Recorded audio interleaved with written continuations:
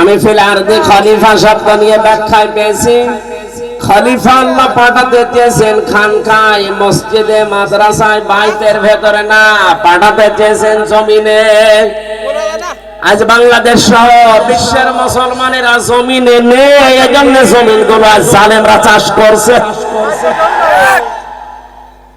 সব জায়গা দখলে নিয়েছে এখন জালেমরা। এই জুলুম থেকে মুক্তি পাওয়ার জন্য আমাদের জমিনে থাকা লাগবে না খানকায়? বলেন বলেন, জমিনে ফিরে আসেন। যারা জমিনে ছিল তাদের জামানায় শান্তি ছিল।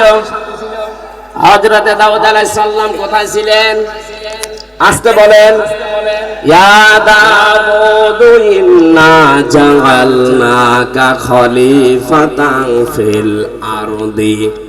আল্লাহ পাক বলেন, হে দাউদ, আমি তোমাকে খলিফা